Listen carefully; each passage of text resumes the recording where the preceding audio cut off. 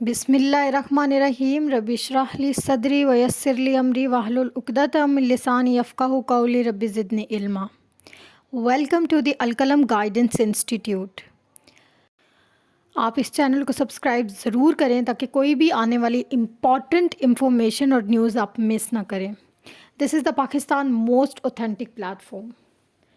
In this video, we will talk about the physics. N M T CAT physics एक बहुत important part play करता है marks में, because students को सबसे ज़्यादा, जितने भी मेरे स्टूडेंट्स हैं और जितनी भी मैंने रिसर्च की है, स्टूडेंट्स को सबसे ज़्यादा मुश्किल सब्जेक्ट फ़िज़िक्स ही लगता है। लेकिन आज मैं आपको इस वीडियो में बताऊंगी कि आप कैसे 56 आउट ऑफ 56 मार्क्स ले सकते हैं। बायोलॉजी एक ऐसा सब्जेक्ट है जिसको आप बुक से बहुत अच्छा पढ़ के, पीटीबी की पंजाब टेक्स्ट बुक, पिछली वीडियोस में मैंने इस पे डिटेल में बात की है, आप पंजाब टेक्स्ट बुक और फेडरल दोनों पढ़ के बायो में फुल मार्क्स गेन कर सकते हैं। इसमें कोई भी बहुत बड़ी कॉन्सेप्चुअल चीज़ें नहीं आती, जबकि जो केमिस्ट्री और फिज़िक्स हैं, इन दोनों में कॉन्सेप्ट्स आपके क्लियर होना बहुत ज़्यादा इम्पॉर्टेंट है। जबकि फ़िज़िक्स में सबसे ज़्यादा कॉन्सेप्ट्स की ज़रूरत होती है, बिकॉज इसमें न्यूमेरिकल्स बहुत ज़्यादा आते हैं जो कि सॉल्व नहीं कर पाते बच्चे ऑन टाइम, जिसकी वजह से मार्क्स कम हो जाते हैं। इसलिए ज़ाहिर है बायो की वेटेज ज़्यादा है, बायो के मार्क्स भी ज़्यादा हैं, लेकिन फ़िज़िक्स के एमसीक्यूज़ गलत करने की वजह से बहुत से मार्क्स डिडक्ट हो जाते हैं, जिसकी वजह से बच्चे परसेंटेज उतनी नहीं ले पाते और मेडिकल कॉलेजेस में एडमिशन नहीं हो सकता। इस वीडियो में हम टॉपर्स की भी सीक्रेट्स आपसे डिस्कस करेंगे, कैसे वो इन सीक्रेट्स को अप्लाई करते हैं, इन टिप्स को अप्लाई करते हैं, कैसे वो स्मार्ट स्टडी करते हैं, लीस्ट टाइम में, बहुत ही कम वक्त में वो स्मार्ट स्टडी करके कैसे पूरे नंबर लेते हैं। बिल्कुल स्टूडेंट्स ने, बहुत से स्टूडेंट की लिस्ट आपको मिल जाएगी जिन्होंने फुल मार्क्स गेन किए हैं पिछले से पिछले साल भी, और आप भी गेन कर सकते हैं। सबसे पहली टिप आपने याद रखनी है कि आपने कोई भी इधर उधर की बुक्स नहीं लेनी, आपने अपनी टेक्स्ट बुक को अपने साथ रखना है। जिस भी टेबल पे जहाँ भी आप पढ़ रहे हैं, आपके पास Punjab text book, federal text book और एमसीक्यू सॉल्विंग बुक होनी चाहिए। एक पेन होना चाहिए, नोट्स बनाने के लिए रजिस्टर होना चाहिए, जस्ट। इनके अलावा आपने कोई भी एक्स्ट्रा बुक नहीं लेनी। ये बात होगी, आपने बुक से पढ़ना है, आपके कॉन्सेप्ट क्लियर होने चाहिए। अगर आप एकेडमी जाते हैं तो बहुत अच्छे से आपके कॉन्सेप्ट क्लियर हो जाएंगे, नहीं तो आप के कॉन्सेप्ट्स बुक से किसी भी तरह आप उसको किसी से भी समझ सकते हैं और क्लियर कर सकते हैं। आपके कॉन्सेप्ट फिज़िक्स और केमिस्ट्री में, मैं अपने स्टूडेंट्स को बार बार कहती हूँ कि आपके कॉन्सेप्ट्स फिज़िक्स और केमिस्ट्री दोनों सब्जेक्ट में बेहतर होना बहुत ज़्यादा ज़रूरी है। आपने स्टेटमेंट को, सबसे पहले आपने कीवर्ड्स पे फोकस करना है, स्टेटमेंट को अच्छे से पढ़ना है और कीवर्ड को आपने नोट कर लेना और उसी में से आपने ऑप्शन देखना है। सबसे पहले मैंने आपको बताया कि फ़िज़िक्स से या किसी भी सब्जेक्ट के आपने एमसीक्यूज़, इजी एमसीक्यूज़ को जल्दी से सॉल्व कर लेना। वो एमसीक्यूज़ जो आप बहुत आसानी से सॉल्व कर सकते हैं, जिनका ऑप्शन आपको 100% पता है, उसको आपने पहले सॉल्व करना। फिर मीडियम लेवल के आपने सॉल्व करने, और फिर जो मुश्किल होंगे, जिनके स्टेटमेंट्स बहुत बड़ी होती हैं, जो आपने बड़ी स्टेटमेंट्स को देख के बिल्कुल भी पैनिक नहीं होना। वो जस्ट आप जब उनको पढ़ोगे, देखोगे, तो उनका आंसर बहुत ही ईजी होता है, और बाज़ दफ़ा वो स्टेटमेंट्स और उनको सॉल्व करना बहुत ईजी होता है। इसलिए आपने पैनिक नहीं होना किसी भी डायग्राम, फिगर्स को देख के, बिकॉज फिज़िक्स में फिगर्स भी बहुत ज़्यादा आती हैं। जस्ट आपके कॉन्सेप्ट्स क्लियर होने चाहिए। नंबर 1 मैंने आपको बताया कि आपने स्टिक रहना है अपनी पंजाब टेक्स्ट बुक से और फेडरल की बुक से, और फिर आपने सॉल्व करना है। नंबर 2 मैं आपको ज़रूर कहूँगी कि आपने प्रैक्टिस करनी है।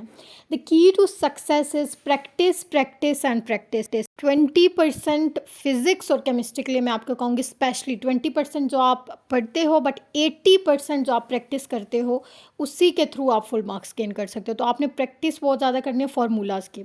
एक तो आपने नोट्स किस चीज़ के बनाना है, कोई एक्स्ट्रा बनाने की ज़रूरत नहीं है। आपने बुक से रीड आउट की थ्योरी, सबसे पहले 3 चीज़ें होती है, एक थ्योरी है, न्यूमेरिकल्स आपके एग्जांपल्स हैं, और साइड इंफॉर्मेशन है। साइड इन्फॉर्मेशन भी बहुत ज़रूरी होती है। आपने थ्योरी को अच्छे से पढ़ा, जस्ट 10 टू 15 मिनट्स आपने देने हैं, और उसमें से आपने हाईलाइट कर लेने हैं इंपॉर्टेंट एमसीक्यूज़। उसके बाद आपने न्यूमेरिकल सॉल्व करने हैं। और एक और इम्पॉर्टेंट बात मैं आपको बता दूं कि फ़िज़िक्स के न्यूमेरिकल एंड वाली बुक से नहीं आते, इसलिए रट्टा बिल्कुल मत मारिएगा। कॉन्सेप्ट आपके क्लियर होने चाहिए। आपका रट्टा आपके किसी काम नहीं आने वाला। आपके फ़िज़िक्स के न्यूमेरिकल वो खुद से जनरेट करते हैं। इसके बाद मैंने आपको बताया आपने न्यूमेरिकल सॉल्व ज़रूर करने हैं, बिल्कुल उसी तरह के न्यूमेरिकल्स होंगे जो आपके बुक से रेलिवेंट ही होंगे। कोई ये नहीं है कि बहुत ही ऊपर से कोई चीज़ आ जाएगी, आपकी बुक के अंदर से ही आएगा। एग्जांपल्स आपने प्रैक्टिस करनी है और आपने इंपॉर्टेंट फार्मूलाज के नोट्स बना लेने हैं। इंपॉर्टेंट फार्मूलाज आपने अपने एक रजिस्टर पे नोट डाउन कर लेने हैं, और उन फार्मूलाज के भी सब फार्मूलाज, फॉर एग्जांपल जितनी variations, for example F is equal to M A, force का फार्मूला आपने लिख लिया। अब उसके बाद आपने एम का क्या फार्मूला है, ए का क्या फार्मूला है, इस तरह भी आपको पता होना चाहिए। यंग मॉड्यूलस का फार्मूला है, वो आपने नोट डाउन करना है, और उसके वेरियस आगे से क्या उनके फार्मूलाज हो सकते हैं वो सब आपको पता होना चाहिए कि इसमें एम क्या है, इसमें ए क्या है, इसमें एल क्या चीज़ है। तो ये सब आपको पता होगा, आप इजीली न्यूमेरिकल सॉल्व कर सकते हैं। दूसरी चीज़, आपने नोट्स बना ली, फिर आपने प्रैक्टिस करनी है। ये जितनी चीज़ें आपने करनी है उसके बाद आपने प्रैक्टिस बुक में किप्स की आपको रेकमेंड करूँगी, आप कोई भी ले सकते हैं। अगर आप किप्स नहीं चाहते, आपने अपने फ्रेंड से मंगवानी है, ये किसी भी तरह आप बाय कर सकते हैं। किसी और की भी प्रैक्टिस बुक आप ले सकते हैं, बट किप्स की बेस्ट है।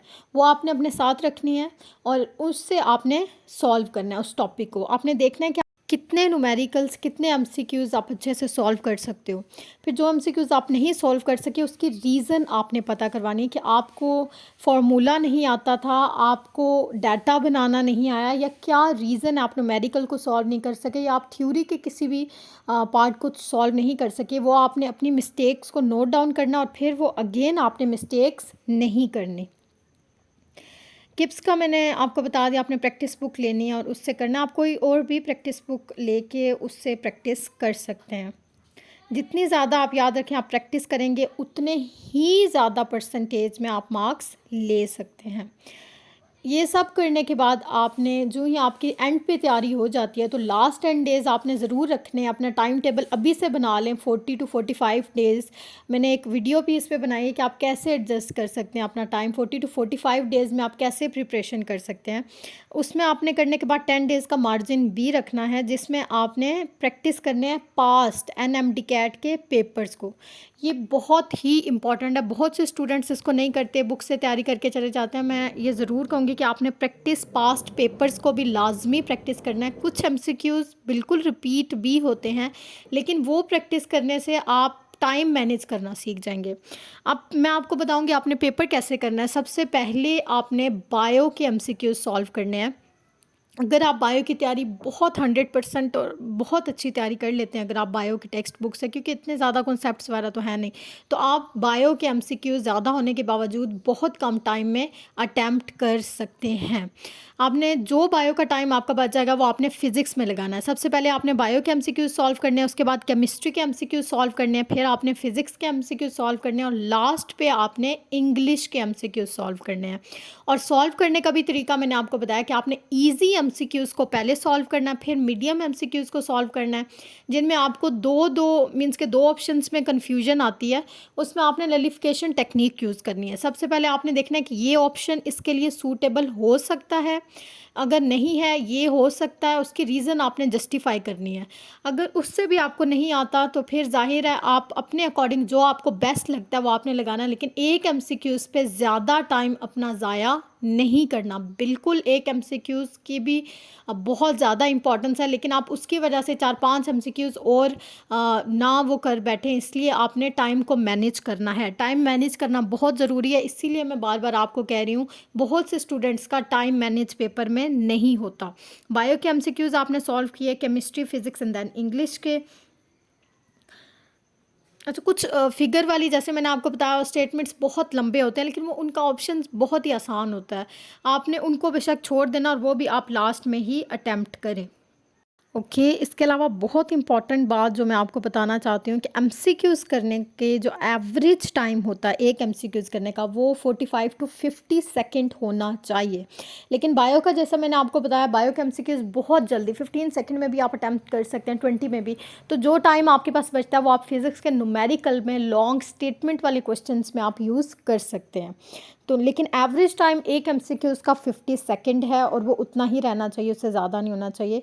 जो आपका बायो का टाइम बचेगा, फिर बेशक आप फिज़िक्स को ज़्यादा टाइम दे सकते हैं। स्मार्ट स्टडी करना हार्ड वर्क के साथ साथ बहुत ज़्यादा इम्पॉर्टेंट है। बहुत से स्टूडेंट्स हैं जो हार्ड वर्क करते हैं, बहुत शदीद मेहनत करते हैं, लेकिन नहीं ये टेस्ट पास कर पाते।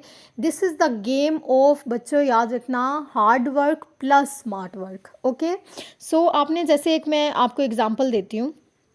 एक एमसीक्यूज था, E by M ratio of electron, what is the E by m ratio of electron if applied voltage is double? सो अगर पूरी स्टेटमेंट में आप गौर करें तो आप ऑप्शन ये लगाएंगे 2E/m, एक इसका ऑप्शन है, दूसरा है जी E/m, तीसरा E/2m and D is none of these. So अगर आप गौर करें तो आपको वैसे अमूमन ये लगेगा नॉर्मली कि 2E/m होना चाहिए अगर डबल है तो, लेकिन कॉमन सेंस आपने इसमें ये यूज़ करनी है कि शुरू में आपको बताया हुआ E/m रेशो ऑफ इलेक्ट्रॉन, आपने की वर्ड जैसा कि मैंने आपको बोला आपने गौर करना है, इलेक्ट्रॉन का हमेशा क्या होता है ratio, E/m ratio is remain constant, constant होती है, तो इसकी वैल्यू क्या होगी, इसका ऑप्शन क्या होगा, E/m ही होगा, बिकॉज एक चीज़ डबल होगी तो दूसरी भी डबल ही होगी। सो आगे जितनी भी लाइन लिखी हुई है वो हमारे बिल्कुल किसी भी काम की नहीं है। Applied voltage is double, triple, fourth time, we don't care, but हमें क्या पता है कि इलेक्ट्रॉन कांस्टेंट होता है। सो इलेक्ट्रॉन की जितनी रेशो होती है वो कांस्टेंट होती है। तो अगर आपको कॉन्सेप्ट आपके क्लियर हैं तो पूरी स्टेटमेंट में जो भी लिखा हुआ है आपने कीवर्ड को पकड़ना है और उसके अकॉर्डिंग आपने आंसर देने हैं, ठीक है। सो आई होप आप बहुत अच्छा स्कोर करें, स्पेशली फ़िज़िक्स में, बाकी सब्जेक्ट्स में भी, और फिज़िक्स में भी आप बहुत अच्छा स्कोर कर सकें। मैंने अपनी तरफ से जितनी भी मैं अच्छी से अच्छी इंफॉर्मेशन कलेक्ट कर सकती थी आप तक मैंने पहुंचाई है। आप इस चैनल को लाइक ज़रूर करें, इससे ज़्यादा लोगों तक पहुंचते हैं, और जितनी भी मैंने टिप्स दी हैं वो अपने फ्रेंड्स से भी ज़रूर शेयर करें। ये वीडियो भी आप उनको सेंड कर सकते हैं। इन सारी टिप्स से यकीनन आपका बहुत फ़ायदा होगा। मुझे भी दुआ में याद रखिएगा, और अल्लाह आपको भी बहुत कामयाब करे। जज़ाकल्लाह खैर। मेक श्योर आप इस चैनल को सब्सक्राइब भी ज़रूर करें, बेल आइकन को भी प्रेस करें, ताकि आने वाली जो भी न्यू वीडियो हम आपके लिए बहुत ही एफर्ट से, बहुत ही रिसर्च के बाद वीडियोस बनाते हैं वो आप तक पहुंच सकें और आपका फ़ायदा हो सके। सो लाइक भी ज़रूर करें ताकि इसकी रीच ज़्यादा से ज़्यादा लोगों तक पहुंच सके।